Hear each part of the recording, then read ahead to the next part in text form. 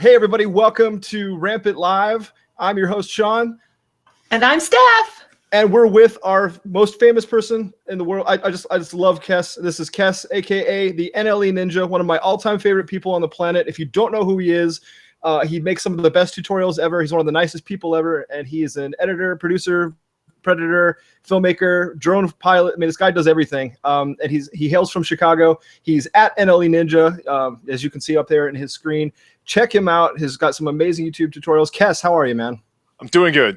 Apparently one of my friends said I look hot. So, and according to you, I look buff. But doing great. It's awesome to be.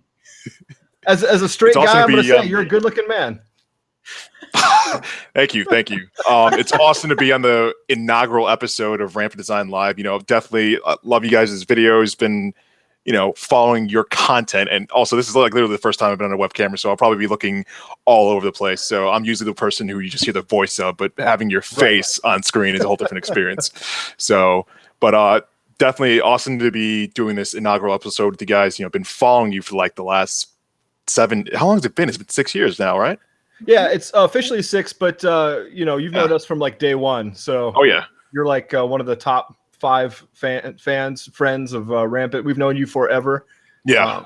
You've always been a supporter of us, and we can't thank you enough for that. But I'm serious. If I have to start a Get Kes to Dab fund, or if I just have to fly down and get with you, it's going to happen. Yeah.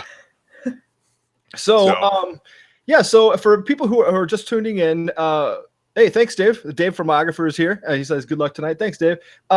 This is super casual. This is not like any show that you've seen where, so tell us about the products that you're pushing today, and let's hope we can make some sales. All right. It's not like that. It's just real people, Right.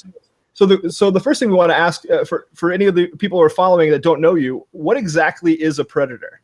What exactly do you do? Well, I work as a video producer for ad agency up in Schaumburg, Illinois. It's one of the northwest suburbs. We have one of the largest malls in the United States, Woodfield Mall, if you've ever heard of it. So I work at an ad agency, and I produce car commercials for at least 3 separate auto groups. In fact, today I actually had a TV shoot, a green screen shoot, actually, a few hours back, and I was producing one of those for one of the auto groups I work with. So I produce almost, trying to like ballpark a number, I produce commercials for at least 40 car dealerships each month and radio spots. So the content I create ends up on like places like Comcast Cable, WGN, and all the like. And then before I did that, I also worked at the Chicago Tribune as one of the video production assistants there. And I've also taught a few times. I was also a part-time instructor at one point. But for the most part, my primary job right now as a predator is just basically shooting, editing, and getting the content out to the masses. So you make it sound simple. The thing that you're not telling people is that you have to be good at all those things. You have to shoot it. You have to write it. You have to edit it. You have to do the graphics. And you don't get to blame anybody. If the graphics guy screws up, oh, wait, that's me. Exactly. Well, even though I technically do have a graphics department, so there's some graphics I don't create. But, for the most, like if there's a sales event, I like. Oh, sure. Okay.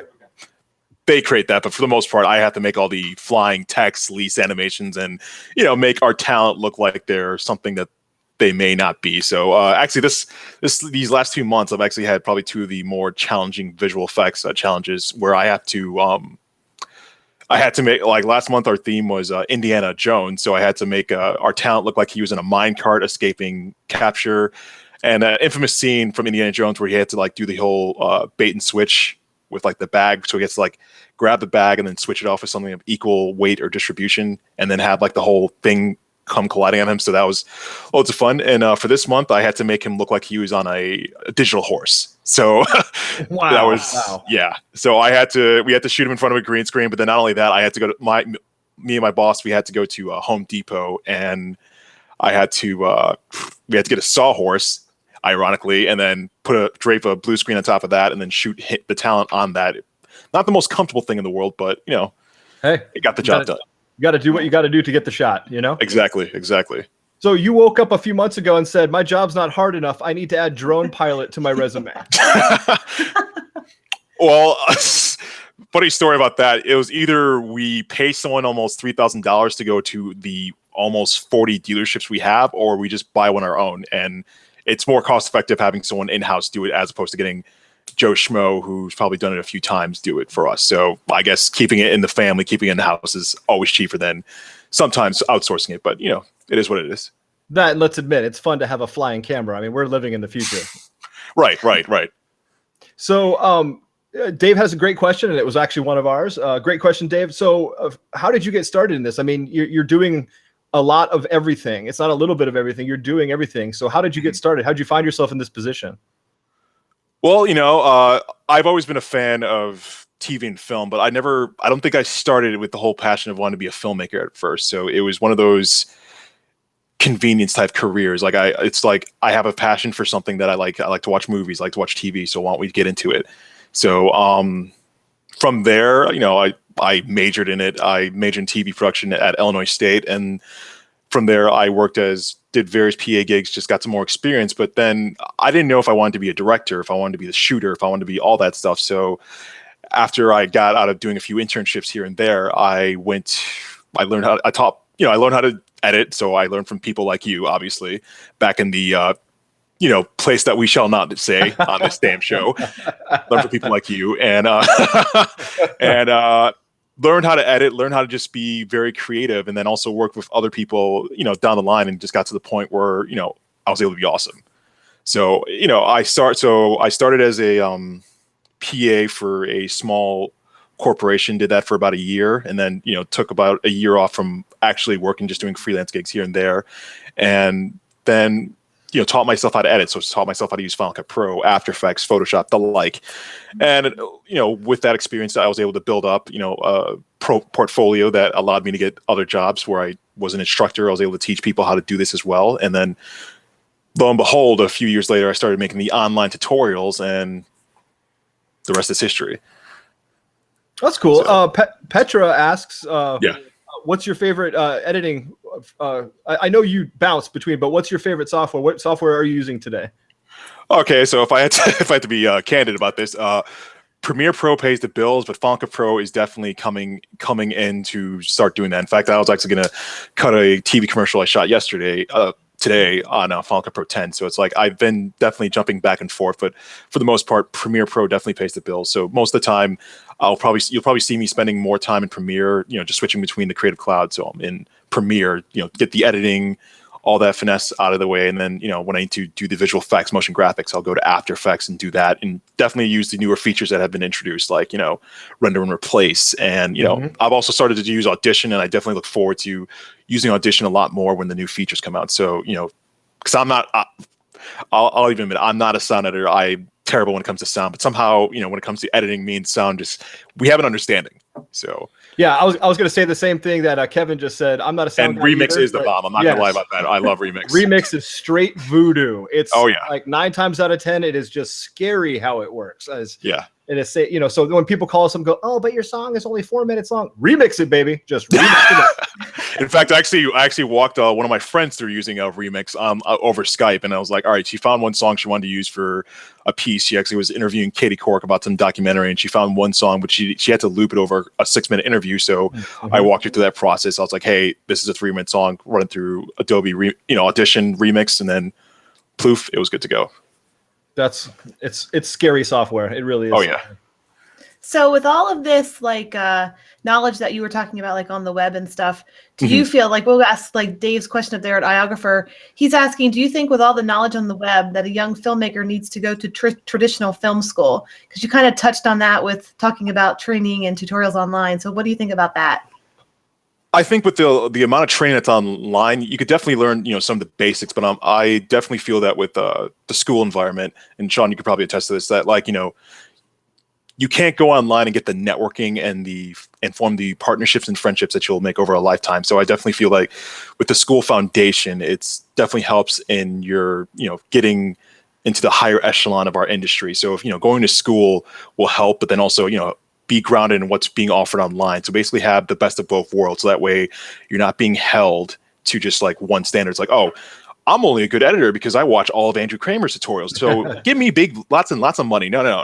It's right. If you go to school, you learn the basics, you learn how the industry works, you meet the people and learn what it's all about, then you could definitely, learn how to further advance yourself in this business. Yeah, I agree with that. We were talking about that the other day, Sean, about saying that, the difference between going to school and getting yourself taught on the internet. We find a lot of people get kind of stuck with learning a technique and not wanting to kind of learn the whole technique. Yeah. Like somebody tells them exactly what to do and that they follow that exact rule, So yeah, I agree with that completely. That's cool. Yeah, that's why, and you'll find this in Kess's tutorials, as well as mine. We try not to give you step-by-step ways of rebuilding it. We try to give you an overview of this is how I approach this. We're trying to teach the technique and not train you to be button pushers because I've never yet had a client and said, hey, you know that Kramer tutorial? Can you do just that exact thing for me? And here's $10,000. Right. Never once. So it's all about the technique, and he's brilliant at teaching techniques. And just so people tend to get screwed up in the minutia of it. Like, oh, right now I have to hit T and go to 60%. Why? Do you even know what T stands for? Do you know what you're doing? So no, you're absolutely right. And if you haven't seen, everyone who's joined us, if you haven't seen Kess's tutorials, you need to. This guy is giving away so much free learning. It's disgusting. I mean, he really needs to be paid for what he's doing. His techniques are very different and very unique, and that's what I love about him. He is not regurgitating stuff that you see everywhere online. It's all very unique, and he's done stuff for us, which I'm forever in his debt. But you need to follow Kess. Kess is an amazing human being. Thank you, Sean. That's incredible. Thank you for that. Oh, you're incredible, my friend. So you are incredible. And I'm not just saying that. I mean it. No, you are, buddy. You are. No. You. So let's talk regional work, right? Right. Let's pretend that the internet doesn't exist, but it does. Okay. It doesn't matter though. Where you live highly dictates the kind of work that you get still to this day, for the most part. So what kind of work do you find in the Chicago area? What kind of work have you found that happens there? Well, I'm finding myself with a lot of, aside from my full-time job as doing the car dealership spots, I've done a lot of stuff in entertainment, done some nightclub highlights and, and then also cut a documentary a few years back that helped, win me a telly. And I've never cut a documentary before. I'm not really a documentary style editor. Not saying I never actually do it, but it's more of like, you want to have some sort of personal connection when you're doing documentaries. So, I've done that type of work, and I've also done a few projects where I've helped, startups make like unique explainer videos. I think I sent you one a few months back, that one explainer I did for my friend. And it was awesome. Thank you. So you find yourself a variety of things, not just in the ad agency world. Yeah.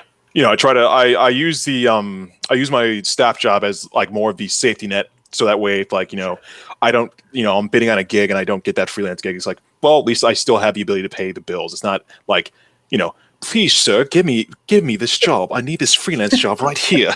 Please give me so many hours. So do you prefer a freelancer staff? I mean, I know you're doing both, but if you had to choose, do you prefer one over the other?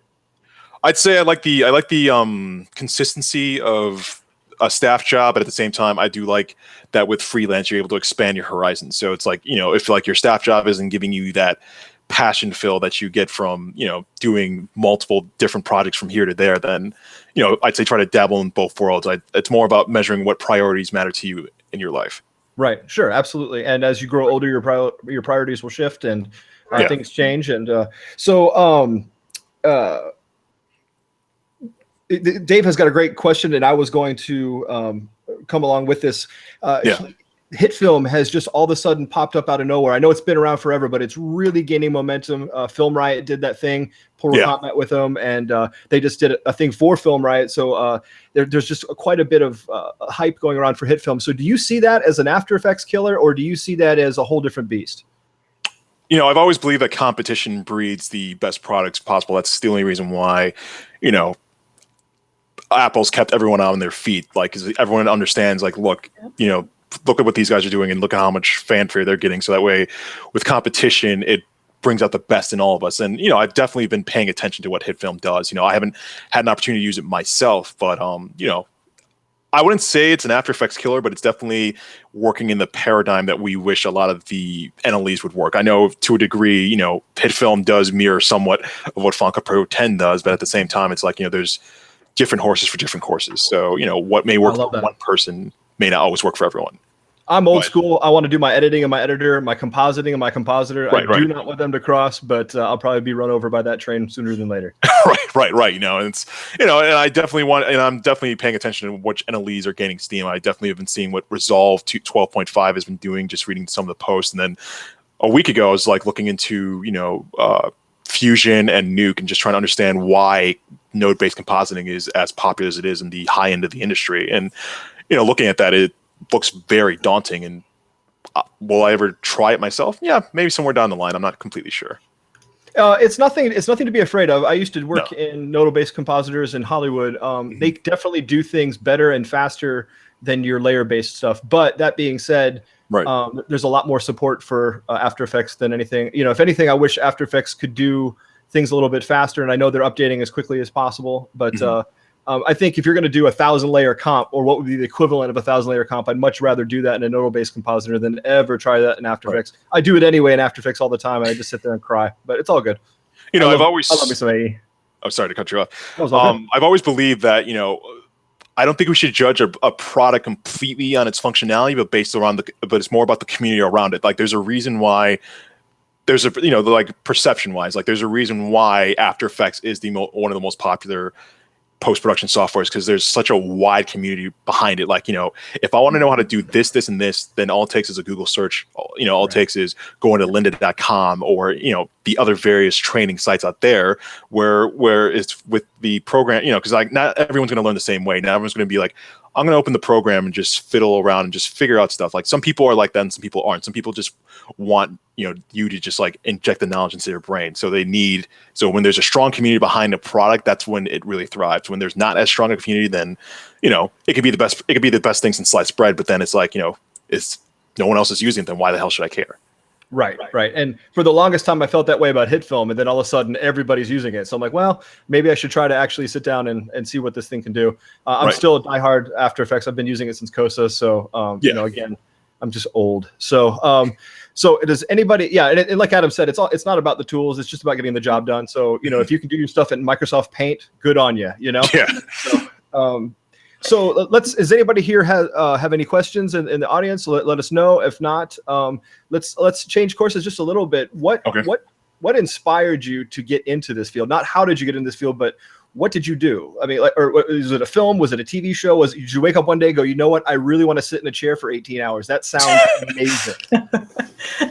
I guess it's more of like, when I look at all the positions that you have in the filmmaking process, I was kind of looking at the one position that has like the most importance, but at the same time, people will probably not notice as much. It's like, think about it. Like, whenever a film succeeds or fails, like, who are all the people usually getting the praise? It's usually a trickle down effect. It goes to studio, it goes to directors, the producers, and then it's the rest of us, the ones who spent those hours upon hours looking at the footage and trying to mold, the story. So I realized that, I didn't want the stress that would come with being a director or a producer, but at the same time, I want to be important enough to the process that, like, at the end of the day, I could say I did that. So being an editor just seemed to be the one thing that resonated with me the most. And also, it was one of those areas where, if I did make a mistake, it's something that I could, to a degree, fix. Although we do not like saying that word in post, but it's something that could be rectified if needed.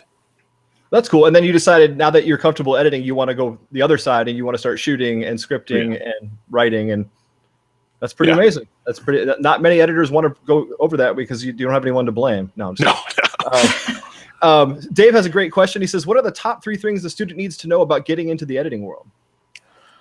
Well, definitely, you want to not just know the software, but you also want to understand the basics of, you want to know why you make certain decisions. Like, why do you make a J cut or an L cut? You want to understand leveling. You don't want to just understand the technical, but you want to also understand, like, the aesthetics of editing, the pacing, the other things like that. Like, there's I can't name them completely off the top of my head but it's more of like, when I edit, it's more of like a somewhat process thought out thing, but then at the same time, I also understand the creative, passionate art behind it. So, like, you want to make it look like an art form, but at the same time, you also want to respect the process.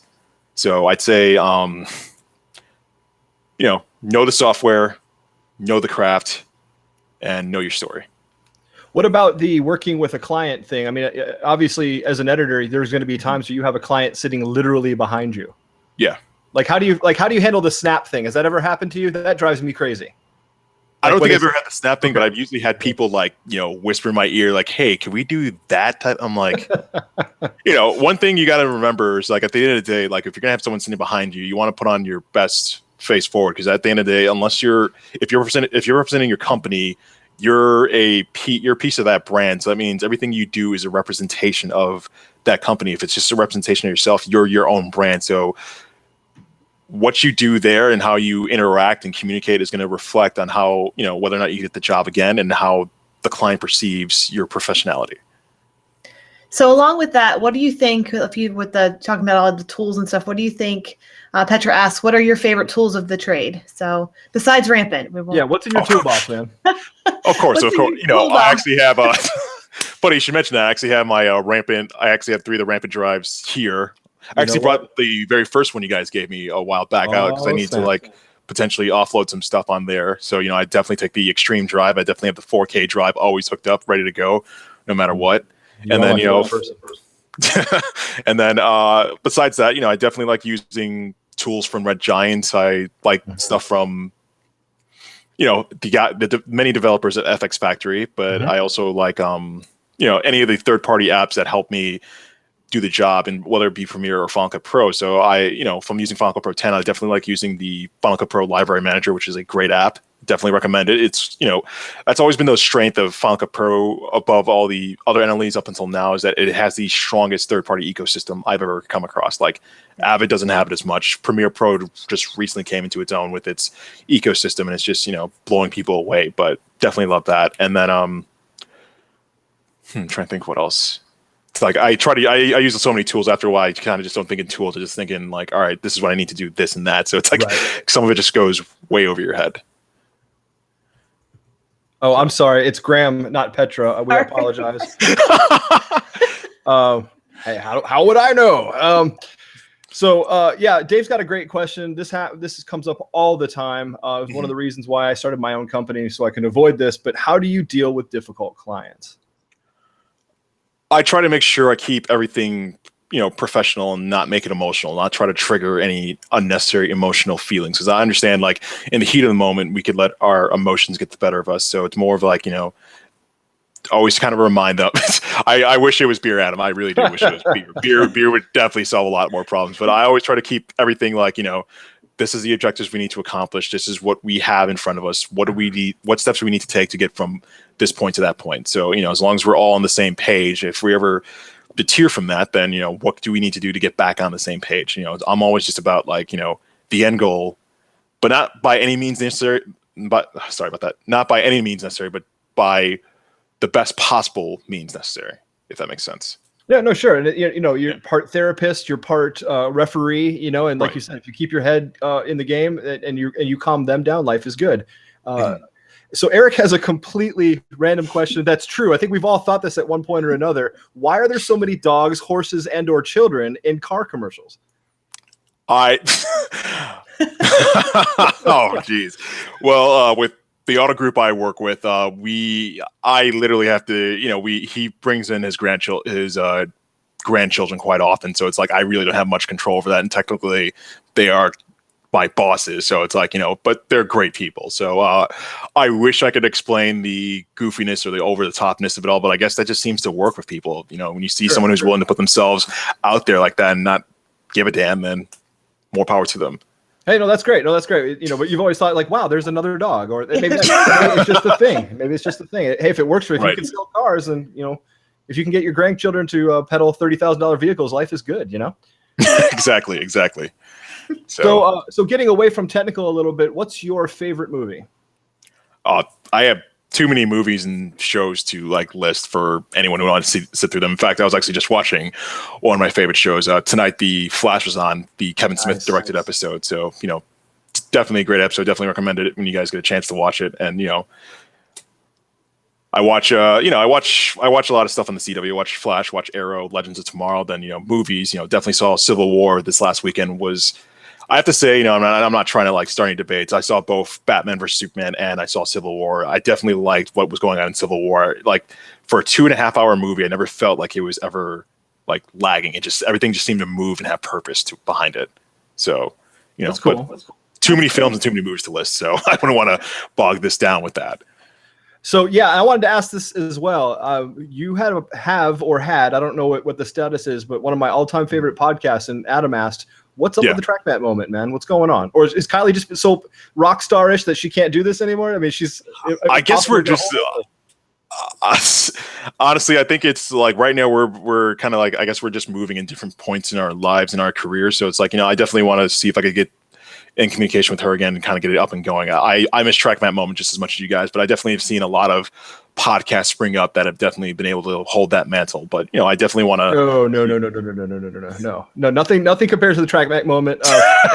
And she is a rock star. You might have to text her assistant or something. I know. You told me one day that would be me, but Oh, absolutely. I'll be texting your assistant. And he's like, "No, sorry, Kes doesn't know you." Click. Right. All right. Kylie is definitely killing it in the industry right now, and I'm extremely proud of her. Oh yeah, she's awesome, and I'm super happy for her. I just wish she could find a way to carve out at least one a month, because I really loved that. It was a very bold and different podcast, and most people would be afraid to go there. So right, and definitely showcasing. I guess, and my friend was telling me about this, because it's like, I guess with the way we edit stuff, we're always trying to just showcase people in the best way. It's like we don't always allow people to be as human as possible. Like, we all have our flaws, we all have our quirks and stuff like that. At least with TrackMat moment, we're able to talk about those things and just let off a little steam from our chest and whatnot. So there's nothing more narcissistic than Facebook or Instagram. It's all lies. So oh god.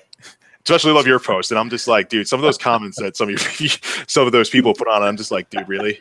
Oh yeah, we don't even show 1%. My self-worth is slowly being chipped away by YouTube. So thank you, everybody. Thank you very much.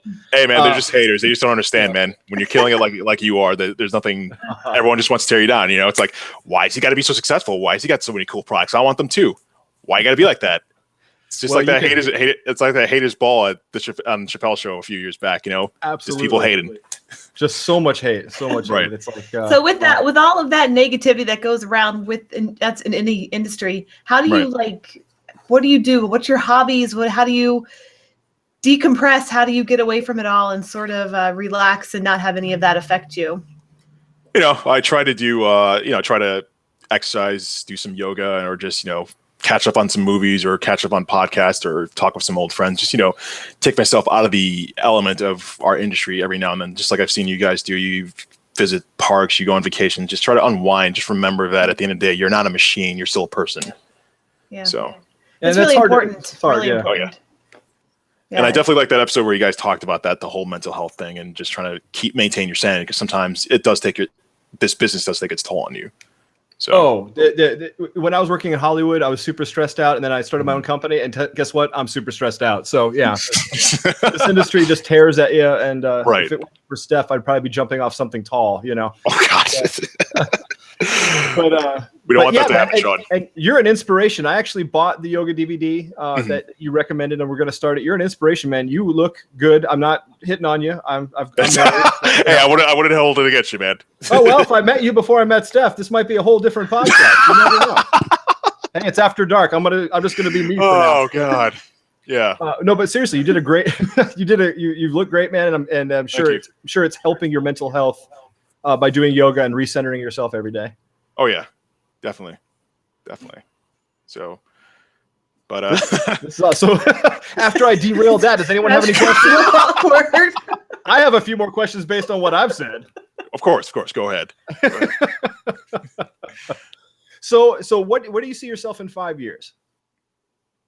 That is a good question. I was actually thinking about that, because after I saw Kylie's post about legacy, it's like, I guess right now I'm just trying to, lay a groundwork where I'm at right now. So I've only been there for about 2 years. So I'm thinking maybe when I hit the 5 or 7 year mark, then should I springboard to something else? Should I continue just riding the course there? It's, it's kind of up in the air as we speak. I guess if any opportunities that are like can't miss come up, then I'll definitely consider that. I'll just have to, look at my life as a whole, examine what priorities matter the most, and go from there. So to be honest, I couldn't give you a 5 year projection. I just want to be still involved in this industry as much as possible. Oh, sure. Have you ever thought LA, New York, or you're super happy in Chicago, or what do you think? What are your thoughts on those two markets? Funny story. Like, had I not gotten this job, I actually would have gone to LA, because I was at that point 2 years back. I was at that point where it's like, Illinois wasn't giving me as much as I needed to like sustain. So, going to LA was one of the top choices, or going to Georgia or some other region. So, Texas, Georgia, or Florida, one of those places, just to try to like see if I could expand my niche. Dave has a really great question, and I've struggled with this. Is there a film inside you waiting to get out? Are you wanting to tell your story ever instead of someone else's story? Not at the moment. I definitely want to see what my roommate has to tell. He's. I guess I see myself more as the like, I'll help spin the wheels, but then like I definitely want to be a part of something that's great. Yeah, no, there's nothing wrong with that. You surround yourself with the right people for the job. I would love to work for like Ryan Connolly or Seth Worley. Oh yeah, definitely. Those guys make some great stuff. So yeah, it's so when Kylie said that, what she said really struck a chord with me. She didn't say what do you want to do in 5 years. She said, do you believe that you're leaving a legacy, or what kind of legacy do you think you're going to leave behind? So what do you think on that? I mean, do you at this point are you even thinking like about your legacy? I mean, you're a young guy, so right. I guess it's another 100 years to go. I guess it's like more of like, I just want to make sure that at the end of the day, what I did, mattered, or at least helped someone out. If it doesn't help like a million people out, or, cure AIDS or anything like that, that's not the worst thing in the world. But I just want to know that at least, maybe one or two people, what I did, with the tutorials, with the work I produced, has at least helped people out in some sort of way. It had some sort of impact. I hope not negative impact, just definitely helped inspire you and been like, all right, if this guy says I could do it this way, then maybe I can, or maybe I could take what he did and go even further. So, I just want to make sure that anything I do is able to help inspire people go much further. Well, I've seen it firsthand. People on your YouTube videos, thank you. I mean, you've definitely taught and helped out a much younger generation who learns everything on YouTube. They may never go to film school. Learning the techniques, learning the basics, it may not be a thing. The generation behind you may look at school and go $100,000. I don't think so. But you've actually helped it. You can look at the comments. People are singing your praises. So I respect that. Well, you've done so much. You've done so much, man. So you already have definitely impacted young lives, and I'm sure you'll continue to do so because you're an amazing person. So, what do you like to do that gets away from the desk? I mean, like if you could not work for a month, what would you be doing? I'd probably be doing some traveling. Probably go to like hit up New York. Probably hit up some states or cities or places I haven't been to. Like I know last year I went to Australia with my friend, and that was an incredible trip. It was one of those once in a lifetime, definitely on a bucket list type of trips anyone should take if they ever have the time to do it. Obviously, life, puts you in many different places where you least expect to be. So, but if you could ever take a trip somewhere, just explore the world as it is and just see how the other half lives, and I definitely recommend that. You should have vlogged this because you did Australia for a hot second. It was the fastest thing ever. You were like 22 hours on a plane. Hi, oh look, a kangaroo. I gotta bounce. Actually, I had some kangaroo meat. It tastes like chicken. Like and I know people say that all the time, but it actually does taste like chicken. Well, okay, well, I'll take your word for it. But, right, I definitely recommend it. Australia is awesome, and yeah, Adam, Aussie. I'm afraid of Australia. I think it's been designed to kill you. So. Oh no, quite the opposite. Flying spiders, kangaroos that knock you out. Come on. If you're eating food outside at some of the restaurants, like their portion sizes are a lot smaller than we are, but they make you pay for it. I think that's the reason why it was really rare to see anyone who was like morbidly obese. Everyone seemed to be like in relatively decent health, but maybe I was just in the part of Australia because I was in downtown Sydney, so it's like I only got to really explore the city through a bus, so there's only so much you could see. It's kind of like if you guys were to come to Chicago and you went on a tourist tour, they're not going to take you through the south side or west side of Chicago. No, they're going to keep it looking pretty, so that way your perception has been molded by them. Right. Adam wants to know, which part of Sydney did you go to? I was in downtown Sydney. I forgot. I'm trying to remember the hotel. It's actually been a year since I've been there, but I know I was in downtown Sydney where I was by jeez, I literally had to go look into my phone and remember said location, but it was Sydney for sure.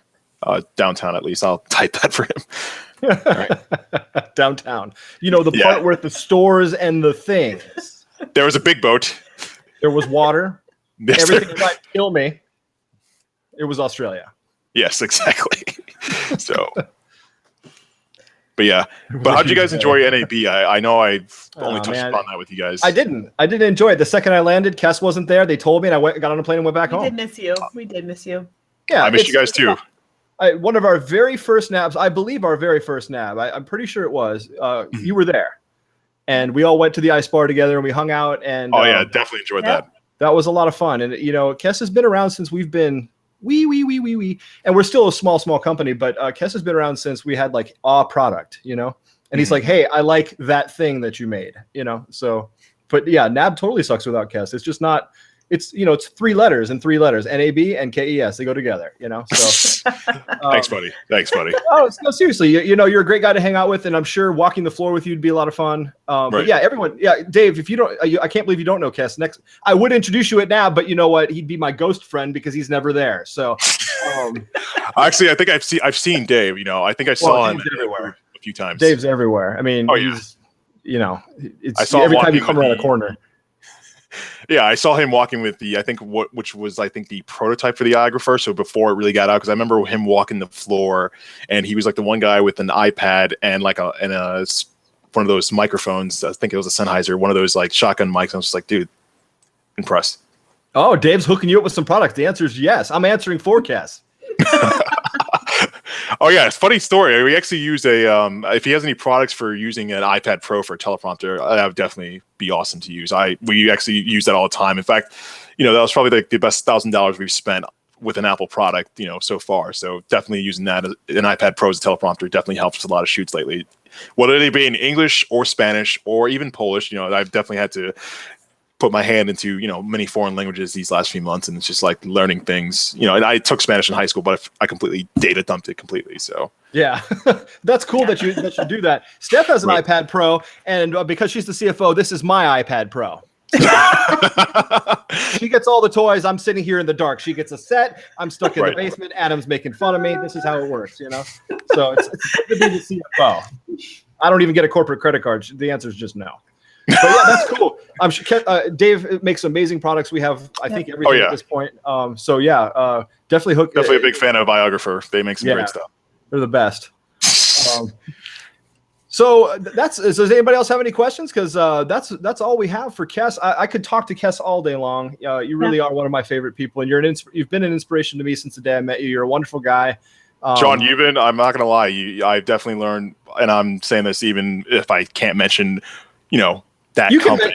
You can mention it. You know, if people don't know my past, I used to work for the dark side. That's just how it is, you know. Right. And, you know, Steph, do you have any more questions? I definitely want to hear if you have anything. Well, I'm listening. I'm just really intently listening. It's funny. We love you, Kess. You know that. We adore you. So I'm learning all new things about you, and I love it. It's just fun to listen. It's funny. Outside of chat, she's talking nonstop. You put her on camera on, she's like. I definitely like the live feeds you guys have going on Facebook every now and then. Those are definitely funny. And then definitely seeing some of the customer service calls you guys get, and I'm just like, man, I just feel like someone just needs to be punched in the face every now and then. It's like this is some bullshit. Why are they giving her guff like this? You know, do they not know she runs this house?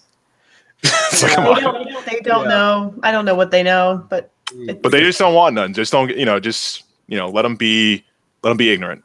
And yeah, I do. It's more of an off the phone hangs up, and then I really. It's colorful. It is colorful. Oh, you see this sweet, innocent woman in this corner, but no, the phone hangs up, and it's Andrew Dice Clay up in Hira. Just every word you can imagine, strung so beautifully together. She's a poet. Oh, I believe it. Hey, man, you know, if she ain't swearing, that means you're not doing it right. Right. That's true.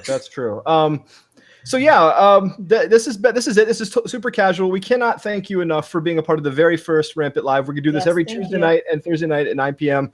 Sometimes we're gonna do it at a different time for our friends overseas. But Kevin has got a question. We'll just answer this real quick. Is there anything you'd like to see Premiere Pro do that FCPX does?